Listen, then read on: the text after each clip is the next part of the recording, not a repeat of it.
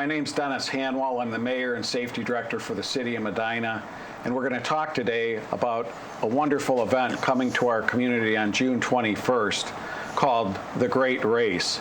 Joining me is Bernie Golias, a Great Race Committee member and Public Relations Chair.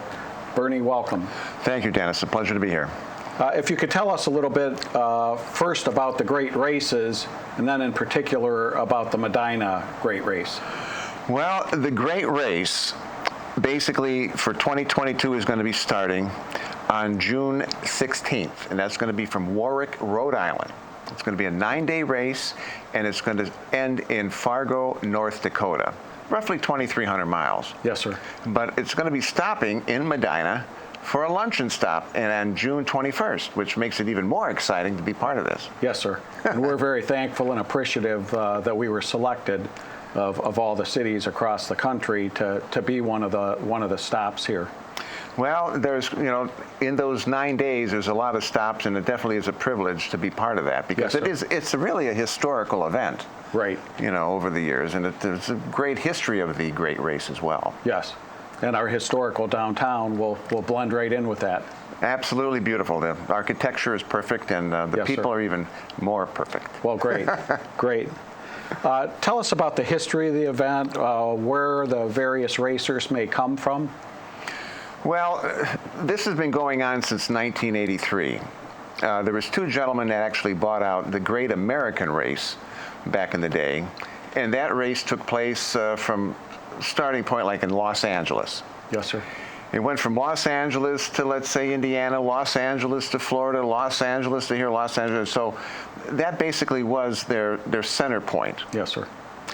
Then in 2011, Coker Tire more or less took that over, and they diversified the race a lot more, meaning that they could take off from different starting points. Like in this case, from Rhode Island to North Dakota. In other years, it was like maybe Cape Cod to Florida, Los Angeles to Texas, Texas to wherever. So they diversify that. Usually the mileage is about 1,600 to 2,300 miles, which averages maybe 200 miles a day for these cars. Yes, sir. The purse is about $150,000. For the winner. Well, actually for all the prize money. Okay. So when you look into history, last year's the winner took home a $50,000 prize as the grand champion. It was in a 1932 Ford Coupe. Is that right? Yeah. A little more modernized, but yes. It's got a great history in it, and the racers come from all over the world. And there's 120 cars participating in the race, and the variety of cars could be anywhere from early, let's say, as 1910 up to 1974, which is the cutoff point. Okay. And when you're looking at the cutoff point in 1974, anything that needs to be adjusted with that car, if they want to do some modifications to it, it has to be of that vintage, 1974. Okay. So, you don't want to go over that. And there's a lot of different things that qualify that car that they have to prepare for. So it's a great history. So even if they replaced a part, the part has to be a part from 1974 or before, otherwise they consider it a newer vehicle? Correct. Yes, sir. Yeah. Okay, just so I'm following that. How does one go about entering the race or get approved to even be in the race? Well, there's a variety of different technical things that have to be gone over, and the regulation book is about 25 pages long. Yes, sir. So the first step is to contact the Great Race. Look them up on the website and just go up to the Great Race and check it out, and you'll get information on that and filling it out, letting them know what you want to, what car you want to bring, etc. They'll give you all the details. Yes, sir. There will be an entrance fee. Yes, sir. Depending on where you are going to qualify. If you're going to be like an X Cup, which would be a student's, it'd be about $1,500. You'd be sponsored probably for that. Regular participants, they have breakdowns for different years and different classes for that. could be $6,000, and maybe even a corporate sponsorship could be as high as $8,500. But there's various levels. And whatever you need to qualify in, you talk about your car, what you want to bring in, and then they'll tell you all the details of bringing part of it. So there's a lot of preparation involved to get your car ready for that. Yeah, I can imagine. Oh. Probably a lot of preparation going through all those regulations as well. Well, it is a timed race, and it's not just who can go fastest, So there's a lot of different elements to this race that makes it more interesting. Yes, sir. And I think that's important for the viewers. This is not literally cars racing through town. These are cars that are timed, have to follow the right route, have to do it in a timed manner, and get points either added or deducted based on how close they stay. Am I describing that correctly? That's absolutely correct. Yes. It's more or less a time, speed, distant rally. Yes, sir. And you get docked. They have secret checkpoints on the way. When they go through their routes, they have to, they kind of confuse it a little bit. They want to make it challenging for you. Yes, sir. So you'll be stopping at a route, and they'll say, "Oh, you're 5 seconds over. Okay, you're getting docked for this.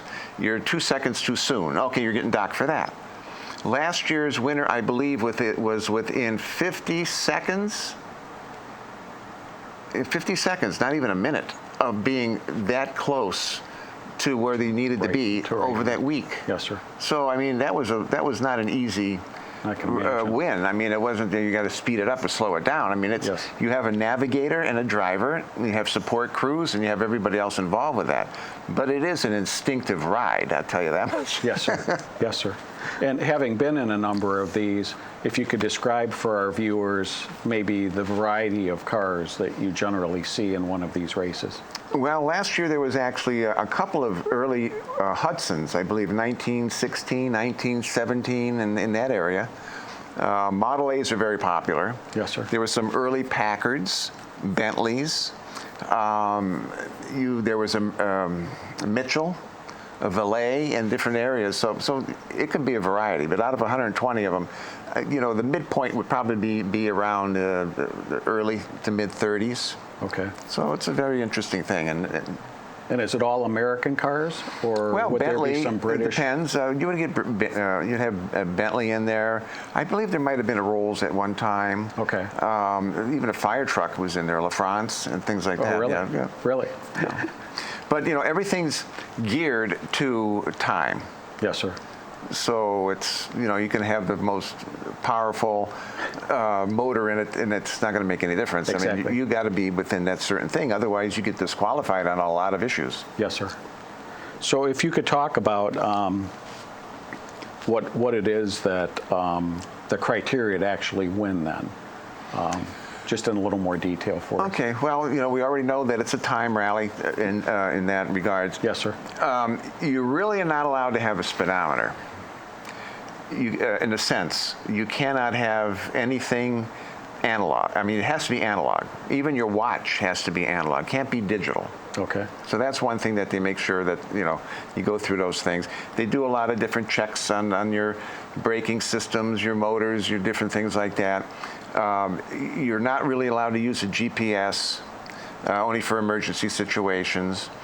When you're getting into that, it's well, when you're looking at the mechanics and everything else, again, we already kind of talked about that, but you have a lot of, when the navigator is looking over the various checkpoints, they have different signs and different elements that they have to make sure that they are following. Yes, sir. Because some of those signs, you can have a sign that looks like this, and a sign that looks like that, and it's like, oh, that's pretty close, but you're going the wrong way. Yes.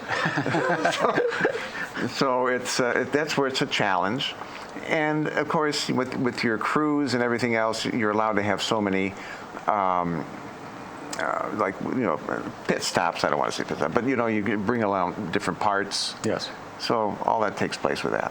Okay. It's a lot of preparation, and it can take a year. And when you talk to a lot of these people, they're gearing up a year ahead already for the next one. They just can't wait. Yeah. But it is a lot of thinking. It's a lot of thought involved with this, and the ones that are more involved with it, doing it more than once, usually have a little better opportunity. But that's all in the regulations as well. If you already participated, where you came in, that all factors in to where they place you.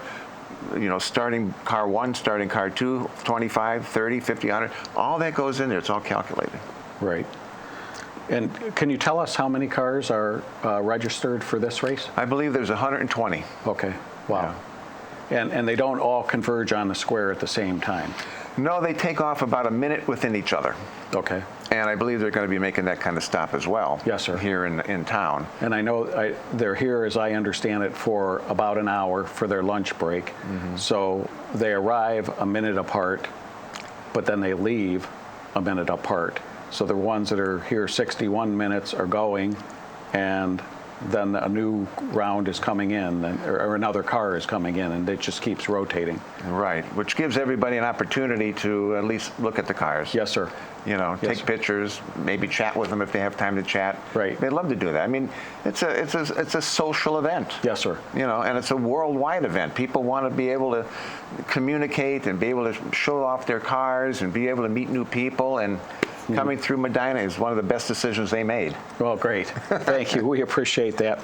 Speaking of coming through Medina, I want to take a little bit of time, if I could, and talk about what this is going to mean for the square. First of all, it's going to mean somewhere in the area of 10,000 plus people are going to converge on our downtown, which is great for our economy, great for our community, great to showcase this. What it's not great for is for you as the public to come downtown and think you're going to park on the square. There'll be no parking at all anywhere on the square. It's going to be totally reserved for the cars as they arrive and depart. The traffic will be closed on Liberty Street between Broadway and Court Street about 9 a.m. on June 21st, and that's because they have to inflate this huge arch that the cars are going to drive under, and each car as they arrive is being announced. The driver, the car, whatever information they're going to provide to the spectators. And we simply can't do that in a few minutes, so we need more time. The other 3 blocks will remain open until we get closer to noon. When we get closer to noon, the entire square will be shut down. Ahead of time, we're going to have detours set up to reroute the commercial traffic onto state routes before they get to the downtown. And if not, we'll have officers placed at some of the last locations to redirect them. A, if they missed the sign, B, if they ignored the sign. Traffic itself will not be able, even car traffic, will not be able to go around the square during this period. And then we'll slowly start to open it back up after we get all of the drivers back on their way and we start the taking down of the speakers and the archway and all of those things. We're encouraging the businesses on our square for any deliveries they have that day to do them either before 9 a.m. Or after 3 p.m. or skip them altogether that day because the trucks are not going to have anywhere to park. In fact, they won't be able to access after a certain point. Now, for spectators, as you can imagine, the deck behind the Common Pleas Court is going to be reserved for court personnel and library staff that use that normally for parking, and we don't want them coming to work and having it filled and they have nowhere to park. So that is the only one that's reserved for employees. The parking deck by City Hall, all of the public lots of the city are open with free parking, as is the high school complex, the Performing Arts Center. Each of those have very large parking lots, and school is not in session, so a lot of folks can park there. The Restore lot down at the old Hawkins location. We have city lots on South Elmwood, South Court Street, the Castle Noel lot, but there'll be no public parking on the square. I also want to mention we have a lot of car clubs coming, so there will be a variety of other collector cars in the downtown area, in many of these parking areas, in fact, that you can also view and see and walk around and take a look at. And second to last, I'd like to take an opportunity to thank our many local sponsors for their support of the event. And some of those include Lloyd's Towing, Huntington Bank, Cleveland Clinic, Medina Hospital, Summit Racing, Carlisle Brake and Friction, Homestead Insurance, Rad Air of Medina, Southtown Creative Shop, Sandwich Food Corporation, and Busy Bee Muffler. We're so thankful for our sponsors. It would be very difficult for the city to host this event. We have to provide lunch, we have to provide marketing, and some of the logistics for this. And without our sponsors, the city simply would not be able to host this. And we thank you for stepping up and helping us out. So now if the viewers are ready, I understand, Bernie, that we have one of the race cars and a driver outside. I'd like to walk out and show the viewers what we're really talking about. I think that's a great idea. Okay, thank you. Thank you. Thank you.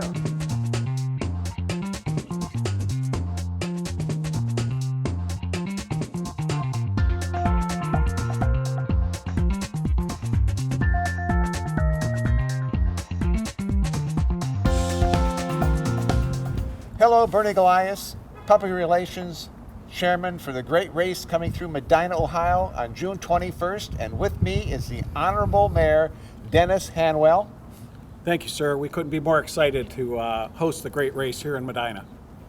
And these gentlemen, this one here is Christian, and that one there is Patrick Lauber. And they are participants that are, and that's their car behind us. We're going to hear all about it. Absolutely, absolutely. Yep. Welcome we're happy to to Medina. be here. Welcome to Medina. Anyway, what does it take to be a part of the great race? A little insanity, I think. And determination. Yeah, it's. I think you've got to be a little bit of a car fanatic because you're going to spend 9 days inside one of those cars with a lot of other car fanatics. Certainly, it's an interesting race because it's not the race that you would normally expect in terms of speed and being the first to get to somewhere. It's really more about accuracy. So it's a lot about keeping an older car running for 9 days and 2,300 miles. And it's also about following instructions, very detailed instructions to get from point to point. And that's how we compete. Absolutely. Well, that is a timed race then, right? It is. It's Yes. called the Time Speed Distance Rally. Okay. And could you give us a little bit of a detail on how that works? I mean, this race is about a week long. It's about 1,600 miles. So how do you time it, and how do you win or lose the race? It's actually 2,300 miles 20, in yeah, total. great. Yeah. You want to describe the process? Well, yeah, you're asking two drivers. We're not navigators, so yeah, it's really just kind of they give you a specific set of instructions that you kind of follow and do the best that you can to follow them. Don't miss a turn as best you can. And they have different checkpoints set up throughout the day that you kind of cross over, and they time you, and they know exactly when you should be there. So the closer you are to those times that you're supposed to be there, the better score you get. It's kind of like golf. The lower the score, the better. And the trick to it is, number one, we don't know where those checkpoints are. Yeah. They're a surprise throughout the day. There may be 6 or 7 of them throughout the day.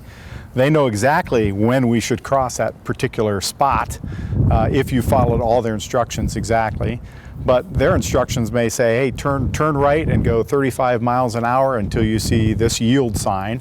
Well, the problem is you can't instantly be at 35 miles an hour if you're starting from a standing start. So we have to calculate how much time it takes or how much time we lose going from 0 to 35 miles an hour for this particular car or whatever car we happen to be driving. And we have to correct for that. Great. So all of those adjustments are happening constantly throughout the 9 days we're on the race. And the challenge is, your goal is to be 0, to be at that spot, each of those legs, exactly when you're supposed to be throughout the day. So, and when we rarely are perfect, we rarely are zeros, but when we are, we get this little piece of plastic sticker we get to put on the car, and we all work really hard for that darn thing. We do. Well, when you're talking about, you say time. Now, do you have to prepare your vehicle in any way? Like, do you have a speedometer? Are allowed to have a tachometer? Are you allowed to have certain things? Or how do you prepare the vehicle for that race? Well, it's interesting because, number one, the cars that were allowed to enter into the race have to be pre-1974 or 1974 or earlier. And the challenge is your car has to kind of be prepared for that time frame or before. So we're allowed to have one speedometer, analog, and we're allowed to have one stopwatch. That's it. There's no odometers. You're allowed to have a clock. Yeah, clock. One clock. You can't have a watch. You can't have a phone. You can't have anything with a GPS in it because you could potentially have an advantage, in the race because of that. So we have very basic tools to use, and that's part of the challenge is being able to make those tools work to your advantage and get you where you're supposed to be. Right. Well, this is what, your 5th race? Yep. What helped you decide to get involved with the great race in the beginning? Well, we just like Medina is going to host Mansfield, where we're from, hosted the great race, a lunch stop in 2011, I believe. And my father-in-law is a great car guy, car nut. So one week I saw the great race was coming to our town and in the newspaper, and I told my father-in-law, hey, I've got somewhere to take you Saturday morning. So I picked him up, we went down and saw all the cars for the great race coming in for lunch. And he turned to me when we were done and said, wow, this is a bucket list item. Wouldn't this be great to do? And I thought, ugh, all right, I guess I'm going to have to do this. We didn't have a car at the time. So we spent a year or two trying to find a car that was well suited for the great race that we thought would make it from the beginning to the end. And Christian agreed to travel along with us with a second team. So we took 2 teams with us that year. And we called ourselves 3-Gen Racing, representing the 3 generations that were working together to kind of field the team. And we just had a ball. It was a lot of fun. We met a lot of neat people. And about half of the great racers do the race every year. So you get to know them and you get to know their cars and families. And it's a great time. Well, you picked the 1968 Mustang, right? Christian, I did. Could you give us a little bit, of like what's the power, what kind of motor you have in it, what other type of instruments you may have had to make some adjustments to make it, race worthy? Right, absolutely. We have the 302 in it, which is, that was an original engine for the Mustang, if you're familiar. And we had to put in a time-wise speedometer, which is just a more accurate speedometer that you can kind of tweak as you're going along during the race, which is something that's very important. We also adjusted the steering to not a power steering. It started out with power steering, and we took it off, which I wasn't exactly thrilled with. Thanks, Dad.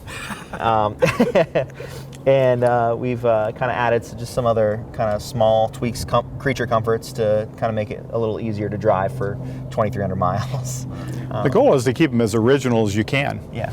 And honestly, if you were to upgrade the car, the newest component, as far as major component you have on the car, designates what age your car is as far as the ratings are concerned. So in the competition, for instance, if we have a leg and we end up with a 3-second time for that leg, there's a handicapping system. So the older your car, you get a little bit of a handicap, and you have a factor, a multiplier against your score that helps to lower your score for the overall competition. For anything you do, so if Christian had a brand new engine in here, he would be rated as the newest car possible. He'd lose the advantage of being a little bit older car. So basically, this is 1968, and you're really only supposed to have cars 1974 or older, right? So if you had a 68, okay, you have a 68, but if you wanted to tweak it with another motor or another rear end or another transmission, it would have to be of that period, right? Correct. Yeah. Okay. So that is a big difference, like you said. To put in a crate engine from 2001 or something won't be compatible. Correct. Certainly makes it easier for you, more reliable, those kind of things. But you give up something on the points side, I guess, as far as the competition. And there's a lot of money at stake. I think the first prize is $50,000 prize for the person that has the lowest score. Yeah. And overall, I think there's something like $150,000 worth of prize money for different classes and daily low scores, those kind of things. This being your fifth race, what was one of the most memorable occasions that you had in your career as a great race participant? Sure. What do you think? Mine has to be. I remember walking into a parking garage, and there's a gentleman who had this was before the race started, like right before the race started, and basically in the middle of the night, his engine went out of his car, and basically all the racers kind of got together. There was probably 15 or 20 of them that all got together and kind of helped get the engine out, put a new, we were somehow able to find a 1918 it's a Cadillac. Yeah, Cadillac engine and put it in the same night, and they got ready to race. And they got ready in the race, and they started the starting line. Yeah. That's amazing. Yeah. That for me, I was like, that's just, it's very cool, and it's obviously that really kind of. It's the spirit of the race. Embodies the family. You know what I mean too, like that everybody cared enough to. I'm going to lose some sleep tonight to help you get ready to go. Even though it's not something that's going to directly affect me. Yeah. So for me, that would be probably one of the most memorable things that didn't happen to me. Well, in my case, one of the more memorable things was we had a trip, a race, was it 2 years ago, California to Tacoma, Washington? Yeah. And I'm driving a 1928 Open Model A Speedster, no top. And in that same day, with a span of about 2 hours, we had 70-degree, nice warm sunshine going through kind of the desert. And then we were up to, what was the lake? I can't remember it off the top of my head, but we were in the snow. Yeah. It's snow piled on both sides of us and snow coming down because we'd gotten up in the mountains. We see some beautiful sights, going through the Great Race, and we get to go through great towns like Medina, meet a lot of neat people who have the same kind of hobby we have as far as loving cars. So these drivers are from all across the country, I take it? Yeah, Is that right? and also not just International. Yeah, international as well. Yeah. Oh, that's Typically, they have a team from Japan. Is it Japan? I'm pretty sure. And then We had 7 teams from Japan a couple of years ago. COVID kind of calmed that a little bit, but yeah. And then great. Australia. I mean, we've had England, of course. Yeah. So I mean, it's a lot of different teams, which is kind of cool, and you get to know all of them, and it feels like you're all kind of. It doesn't. Unless you're in the top 10, you're not competing. You know what I mean? You're competing against yourself every day, which is kind of nice. So everybody's rooting for you to do well. So this nice. gives us the ability to showcase the city across the world then, right? Absolutely. Yeah. Well, we really, for us as participants in the Great Race, being able to go, in this case, we're going kind of a strange route starting in Rhode Island and going all the way to South Dakota, or North Dakota, ending up in North Fargo. Dakota. You get a little bit of a sampler because we're not able to stay in the town very long. Lunch stops pretty quick, and dinner time is fairly short as well. But we get an opportunity to just see the best of the town and think, okay, we want to come back there. Yeah. And there have been a lot of people that have said, hey, we're coming back. We're going to bring our family and come back and spend some time here, because it really is a chance to see great things in each of these towns. But it just whets your appetite. It doesn't give you enough time to stay. Right. So, Enjoy it, yeah. so a lot of people. That's our hope and prayer by exposing our city with the historic downtown and the beautiful gazebo, and for people that sometime when we have some time, we'd like to come back and see what all the city has to offer. I think there are probably only 4 or 5 teams from Ohio. Yeah, probably. I think this 4 or year. 5. So most of them are for Yeah. other states and other countries. So, Well, you would be considered an expert, more than likely, right? But what would you recommend for those that might think about getting involved with doing the Great Race? What would you recommend for them? What would you give them as far as advice? jump in. Sportsmen. Yeah, jump in. It really, the challenge is a little daunting. We have a lot of people that come to us at a stop like we'll have here and say, well, tell us what this is all about and how this works, and we show them the instructions that we follow every day, and they say, oh my gosh, how the heck would you do this? And the first time you get involved, you think it's an insurmountable task. How does somebody get from there to there? You drive for hours and you get to someplace with exactly to the second the right time you're supposed to be there. And early on you think it's an impossible task, but then you kind of get the hang of it and you figure out how to do things, and hey, it's achievable. You can do it. So, you gotta enjoy cars. You gotta enjoy people. But it's a terrific opportunity, and we're not mechanics. No.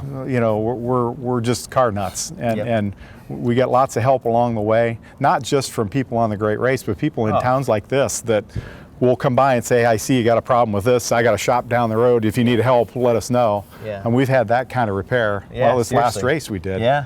Where a machine shop opened up for me at 6 Yeah. o'clock in the morning and fixed an axle I broke. Wow. So, but and wouldn't charge me. I mean, they're just great people that help us along the way, and it's just a fantastic opportunity. Well, maybe if you could help the viewers too. We talked about this timed and route, and how much of it is the driver and how much of it is the navigator.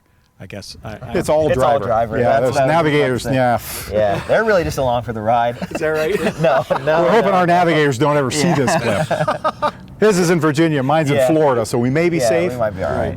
Probably not. No, navigator. I mean, I would say it's equal. I mean, as a driver, you have to be very concentrated about like where you are, and you're watching for turns. And from a navigator standpoint, you have to be really like on it with your math and making sure that everything is correct, and understanding the charts and how we're getting up to speed and different things like that. Which So it's really a team effort. It really is. Yeah. And we argue a lot in our car. I don't know about you guys. Well, yeah, it is definitely an interesting dynamic, and you spend a lot of time with that person. Right. It's surprising how many father-son teams you see, or daughter-son team, Yeah. or mother-son teams, and a Yeah. lot of family connections in these cars. We've got fathers and sons that do this every year that don't see each other much during the year, but get together for this race and get a chance to spend a few weeks together and see some interesting sights. Well, it's quality time and making memories and sharing things together. So, Yeah. Yeah. Yeah, that's Yeah. great. Yeah. I think it's just a chance to get out in the car and it's not just a showpiece, Right. It's, Right. They're meant to be driven. I Yes, think that's Haggerty says that. Yeah. Yeah. That's right. That's right. Yeah. So you're looking forward to the race, and you're looking forward to coming to Medina on June 21st, right? Absolutely. Yes, sir. Can't wait. This is close to home for us, so we're thrilled to death that they're coming to Medina. Yeah. This is great. Well, it's the best location in the nation. There you go. Well, we expect a lot of Medina people to come out and root for the Buckeyes. There's Yeah, not for many the of us Buckeyes. coming through, so you got to root for this car, and Yeah. we'll have a little red pickup Little red as pickup. well. So And what's the door? Where do the Dorch drive? that's true. A station wagon, big old station wagon. Yeah. Canal Fulton. So you got a lot of people that are close to here that are excited to be here and come through. Yeah. So Well, we're looking forward to it and hoping to spend a lot of time up there with you. yeah. Great. Great. Yeah. Well, thank you very much Yeah. for being part of this race and coming to Medina. Thank you, Mayor. Yes, sir. Yeah. And we'll look forward to seeing everybody else. Keep in touch with Medina. Go to their website, check it out, become a sponsor, and enjoy June 21st. We'll see you in Medina then.